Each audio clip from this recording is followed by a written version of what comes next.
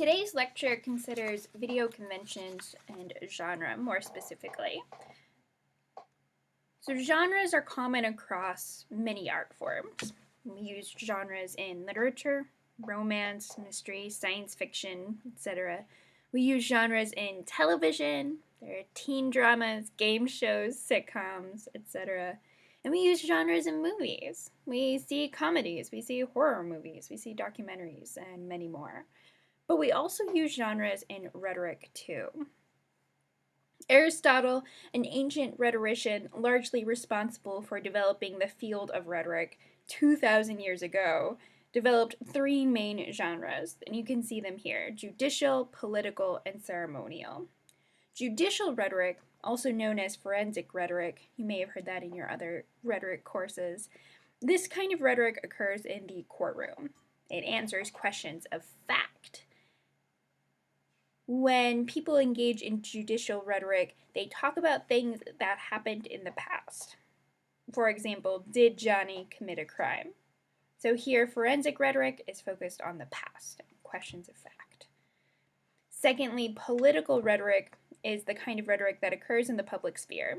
So this is the kind of stuff that we've been talking all semester about. People considering questions of policy.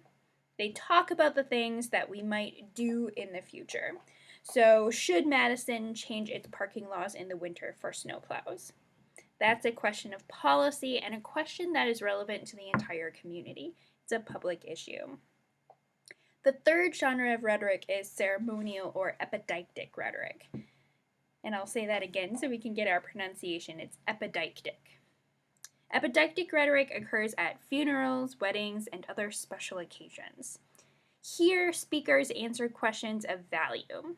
So we bring up questions of value like justice, peace, love, etc. So when speakers are giving their ceremonial rhetoric, their speeches, they talk about things in the present. You honor people there, you talk to the people about what we are experiencing right now. So it's like, what should we honor at a funeral? What should we celebrate at weddings? So those are the three main genres of rhetoric. And we're going to see in this next clip just how important genre is. And when you violate that genre, when you don't meet those expectations from your audience, when you don't meet those requirements for the genre, bad things happen. So this is a clip from Wedding Crashers. It shows Rachel McAdams and Owen Wilson talking about what makes a good maid of honor speech and what the audience expects to hear.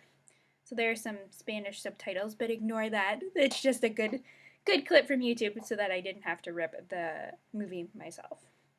Venereal disease. Oh, that's funny. Claire. Sorry to interrupt.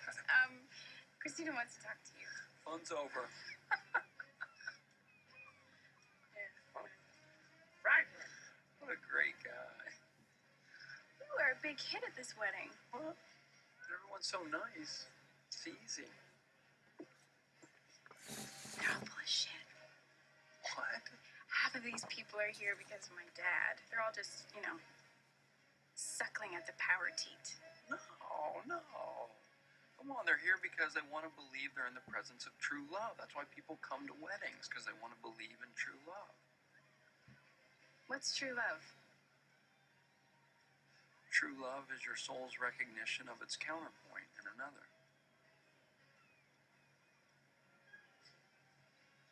Well, it's a little cheesy, but I like it. I saw it on a bumper sticker. So you're going to give a toast? Yes. You nervous? A little bit. What are you going to say? Would you... Keep it in your cleavage. Nowhere else to put it. Normally, I'm not very good at these things, but I think this one's pretty good. I never thought my sister would find someone who cared about what other people thought as much as she did until I met Craig. Yes, that's funny. That's funny because it's true. People like funny. I know, but the whole funny because it's true bit only works if the truth is a small thing. Like, everyone knows Jennifer likes to shop, ha ha ha. I think you're better off going with something from the heart, honestly. I think that people are going to like this. I think you're going to hear crickets. I think you're wrong. Sounds of silence. No. Okay, go walk the plank. I'm sticking to it. Go ahead. Hey, meet me at the back of the room. I'll be the guy waiting to say I told you so. Good luck. And so, after my 9th stint in rehab, Craig was the only one who still believed in me. Been sober now for 8 months. And I thank God every day for sending me a friend like Craig. I love you, man.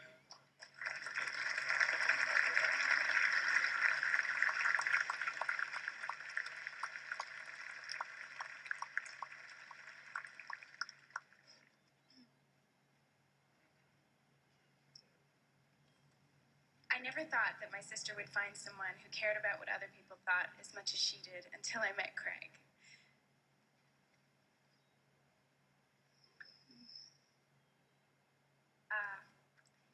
As you all know, my sister and Craig are both lawyers at big law firms in New York. But that's not the only thing they have in common. They both like the color green, like Craig's eyes, and money.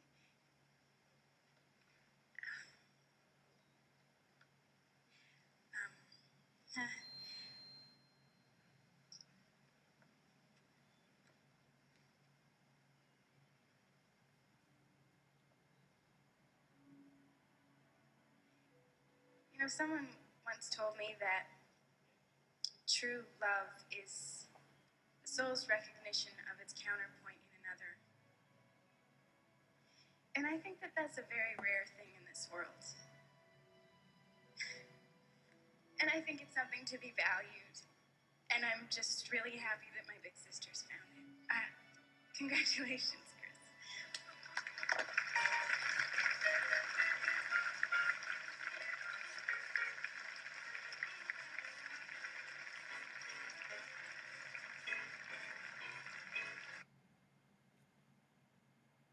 So clearly, in the first part of her speech, she failed to meet the genre requirements, but the second part of her speech did. So in the second part, she cried. She affirmed the values demonstrated in weddings: true love, happiness, family. She also kept it short in the second half, only a couple of sentences. Contrasted with the first half, she said mean things, like being greedy, focusing on what other people thought. In the second half, she didn't say mean things and fixed her speech by meeting that audience expectation. So these are all genre requirements for wedding toasts, and they are enforced through audience expectations. If you don't follow these rules, the audience won't listen to your speech. They won't hear your message, and they'll view your speech negatively. Because of the nature of digital media, your videos will fall under two genres. They are both political or deliberative rhetoric, so one of the three genres that we've already talked about coming from Aristotle, but your online video will also fall into a genre of online videos, not just rhetoric, but digital media. So in that sense, they have two genres. The genre of the online video that you want to use for your particular project is totally open to you. It can range from vlogs to songs to parodies to cat videos to fail blog videos. You can choose any and many more. But in each video, regardless of the genre you choose, the audience expects to see certain things.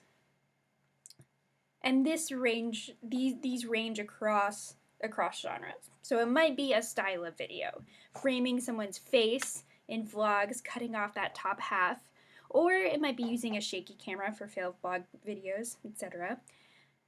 The expectation might be in the form of the message, a song versus talking. It might be the focus of the video, cats versus people. It might be the style of the video. Jump cuts are acceptable for vlogs, but seamless editing is required for political remix videos. These are just a few of the possibilities.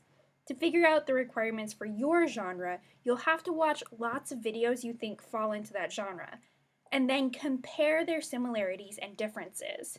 If you see a characteristic across the majority of the videos, then you've probably identified a genre requirement, and thus an audience expectation. That's the kind of characteristic that you need to make sure that your video has.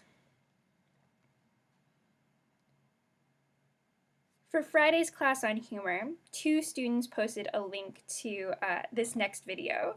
As you're watching it, think about the 2 genres that this video falls into. And you can also apply our theories of humor to it as well. We start off the video thinking it's one genre, but something happens where it falls into a second genre as well, and the combination of those 2 setting up expectations and violating those expectations then makes it funny. So think about the 2 genres that this video falls into.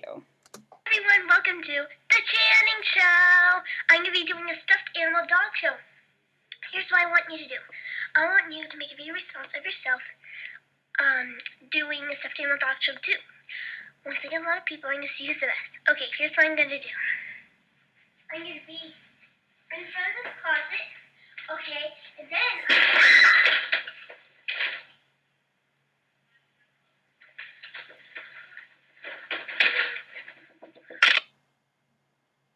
So Channing, the girl in this video, it's clear that she's desperately trying to make a vlog style YouTube show, right? She names it The Channing Show.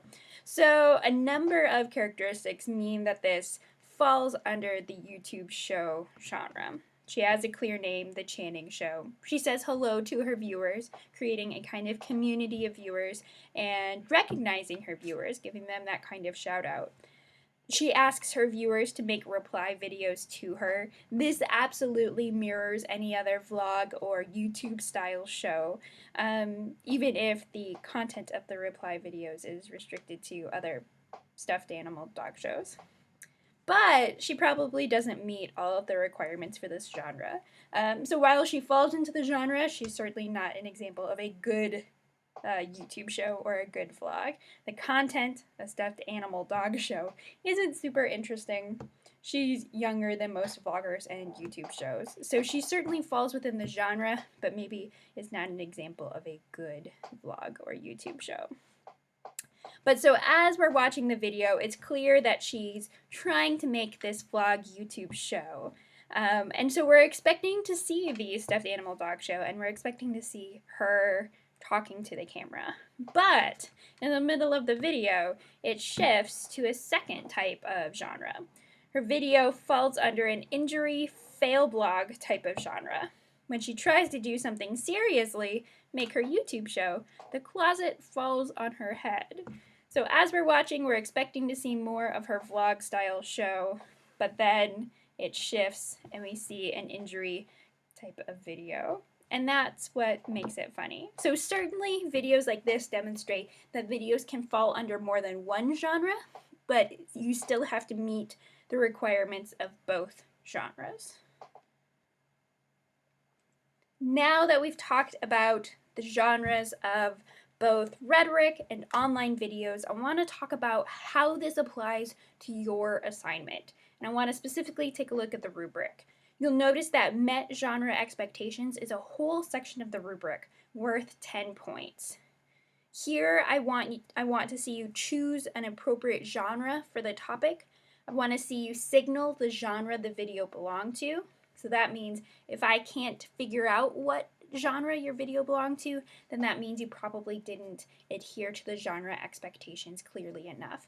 The audience expects to be able to place the video within the schema that they have, so if you don't enable them to do that, you're not meeting audience expectations.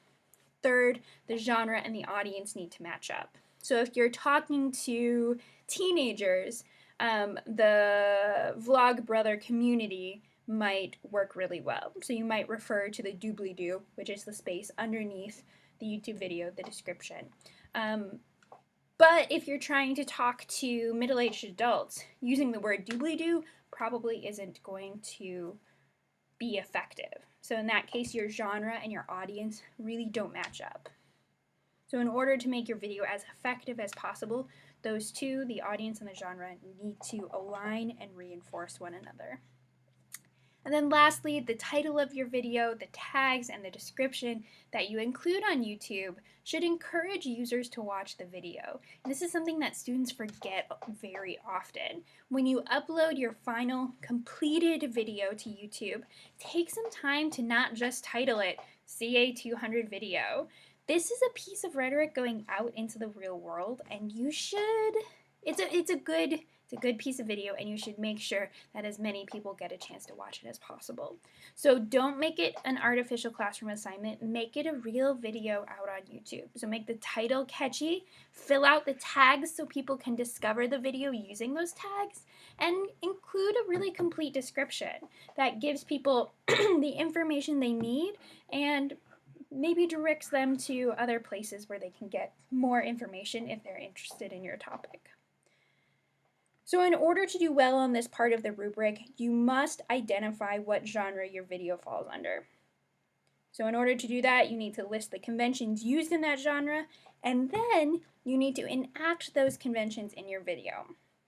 So if you can't answer the question, what genre is your video, before you turn it in, you won't do well on this portion of the rubric.